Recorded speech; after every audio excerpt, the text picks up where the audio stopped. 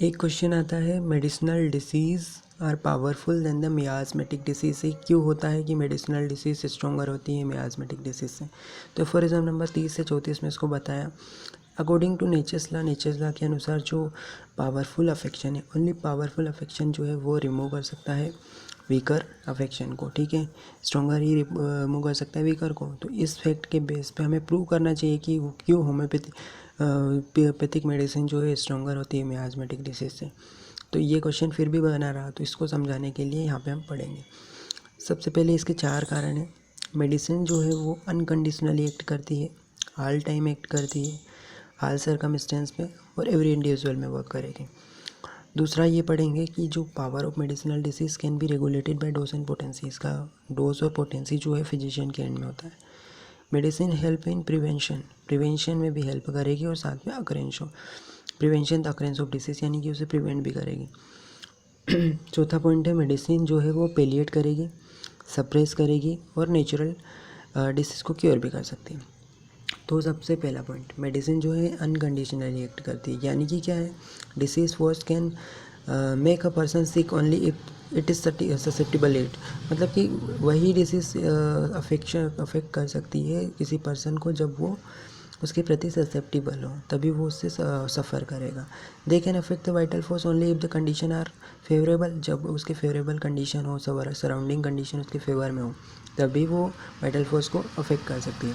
सम condition like genetic और hereditary susceptibility, exciting cause, some maintaining cause, continuous exposure to inimical forces, ये सब वजह, exciting काज हो गया, मेंटेनिंग काज, हेरिडिटी, इनकी वजह से वाइटल फोर्स वीक हो जाता है, तभी ये डिसीज़ अफेक्ट कर सकती है वाइटल फोर्स को। So it is clear that dynamic miasmatic force can affect the vital force only if the condition are favourable, जब कंडीशन फेवरेबल होती है तभी वो क्यों उसको अफेक्ट कर सकता है। बट मेडिसिन जो है वो हर किसी इंडिविजुअल को अफेक्ट करेगी, पावरफुल होती है वो मियाज़मेटिक फोर्स है, इसीलिए वो सबको अफेक्ट करती है, एनी पर्सन को विदाउट एनी कंडीशन, उसको कोई कंडीशन की ज़रूरत नहीं पड़ती है।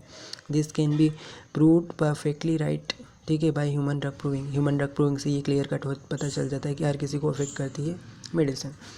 अब मेडिसिन जो है वो एनी टाइम एक्ट करती है विदाउट एनी सेजनल डायरनल वेरिएशन, यानी कि मेडिसिन डायरनल वेरिएशन नहीं होता उसमें। बट जो डिसीज़ है मियाज़मेटिक फोर्स है वो उसमें ऐसा रहता है, जैसे कि कुछ डिसीज़ कोलेरा हो गया, डिसेंट्री हो गया, ये समर सीज़न में ज़्यादा होता है। उसी तरीके से जो एपिडेमिक सीवियरिटी है वो कुछ सेचुएबल कंडीशन होने पर ही होती है। अर्थराइटिस की बात की है तो अर्थराइटिस रेनी सीज़न में होता है। रेस्पिरेटरी कंप्लेंट जो है वो ज़्यादातर विंटर सीज़न में होती है। फाइलेरियासिस कोस्टल एरिया में होता है। कोलेरा जो है वो गंगा नदी के किनारे वाले लोगों को ज़्यादा होता है। तो ये सब ये जो है मियाज़मेटिक डिसीज़ है, ये इसको टाइम चाहिए, मतलब टाइम के अकॉर्डिंग काम करे, सीजनल है इसका एक्शन। बस जो मेडिसिन है वो हर सेशन में वर्क करेगी, हर टाइम वर्क करेगी, ठीक है। इसके अलावा सर्टेन डिसीज़ जो है can not affect a person either because of hygienic measure, मतलब कुछ डिसीज़ हाइजेनिक होती है ना, तो हाइजेनिक में अगर प्रॉपर हाइजेनिक है तो उसको अफेक्ट नहीं करेगी। कुछ डिसीज़ ऐसी है जो कुछ सोशियो इकोनॉमिक ग्रुप को अफेक्ट करती है, जैसे कि नेग्रोइड जो है यूएसए वाले, उनको जो है वो ज़्यादा ससेप्टिबल होते हैं कशिशियन की तुलना में ट्यूबरकुलोसिस के प्रति।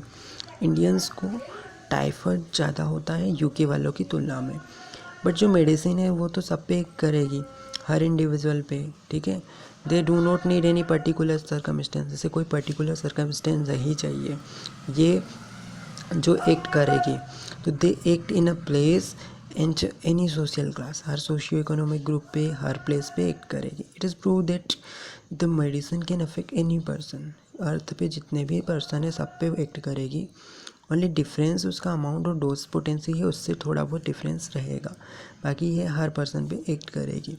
But this is not true for natural disease में ऐसा नहीं होता।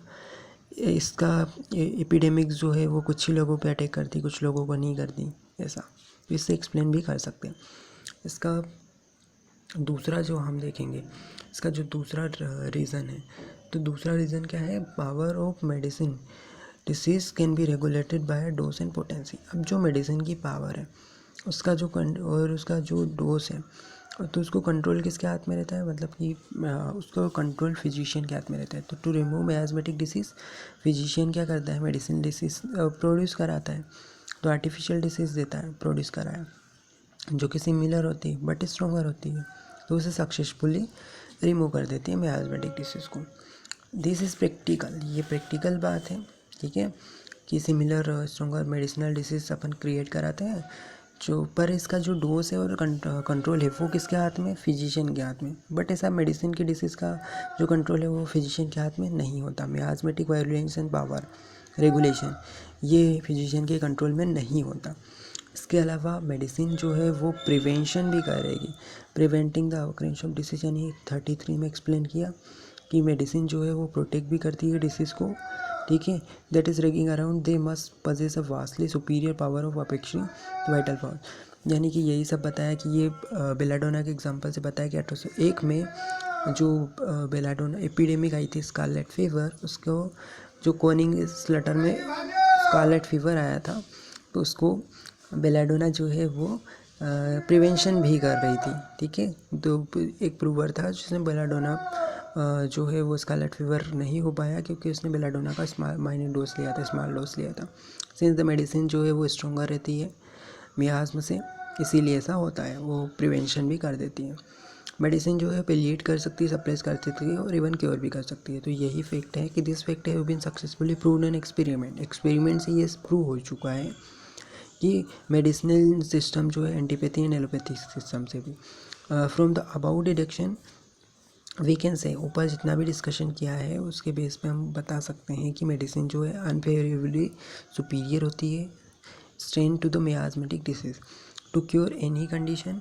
अगर हमें किसी भी कंडीशन को क्योर करना है तो आर्टिफिशियल डिसीज़ जो है वो स्ट्रॉन्गर होती है, ठीक है। Similar as possible with somewhat increase power to miasmatic, मतलब वो स्ट्रॉन्गर होनी चाहिए मियाज़मेटिक डिसीज़ से, तब हम क्योर आसानी से कर सकते हैं, और सिमिलर नेचर होना चाहिए। The dissimilar disease can never cure, dissimilar disease cure नहीं करती है, भले ही वो उसकी स्ट्रेंथ ज़्यादा हो फिर भी वो क्योर नहीं करेगी, वो केवल पेलिएट करेगी, सप्रेस करेगी और डबल कॉम्प्लेक्स डिसीज़ बनेगा, जैसे कि 35 से 42 में एक्सप्लेन किया है ऑर्गेन ऑफ मेडिसिन में।